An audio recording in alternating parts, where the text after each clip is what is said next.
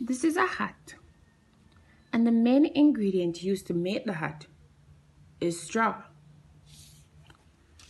This is Usain Bolt. Well, everybody should know. Tell me, what do you think is the main ingredient that Usain Bolt uses to be so successful at running? It could be effort. Alright, think about this. If we're going to make lime juice, what's the main ingredient that we need to get lime juice? Obviously the lime. So what we're looking at in this video is to examine our output and determine what is the important input that we would have needed to create that output. And by the way, if you don't know how to transpose, then you salt, like literally salt.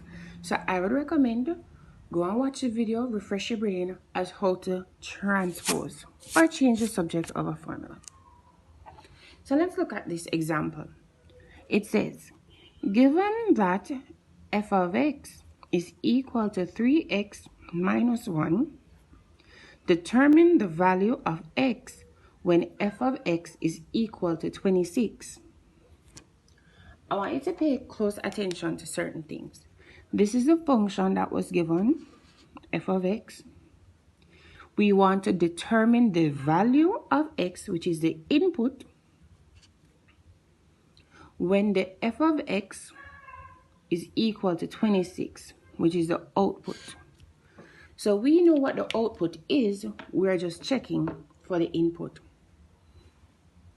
So we know that f of x is this function 3x minus 1.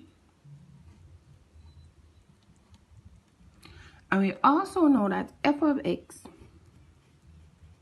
is equal to 26. Look at this. This is f of x and this is f of x. They're the same thing.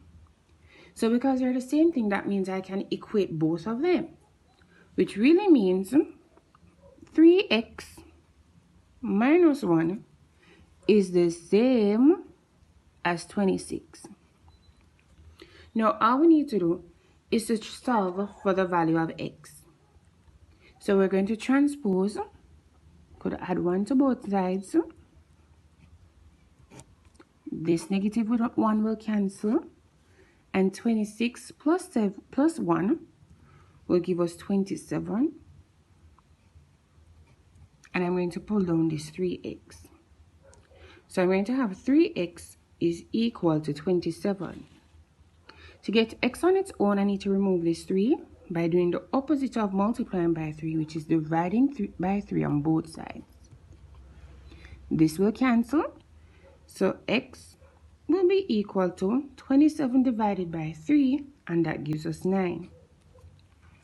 So what this means is, if we have an output of 26, then the input or main ingredient would have been x being equal to 9. Let's check this to make sure.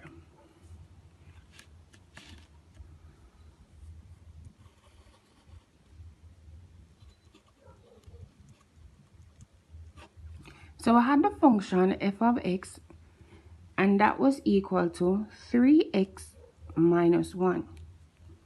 We said that x is supposed to be 9. So I'm just going to substitute 9 into the function and see what it works out to be. So 3 nines is 27. And we're subtracting 1 from that. 27 minus 1 will give us 26. And remember, this represents f of x.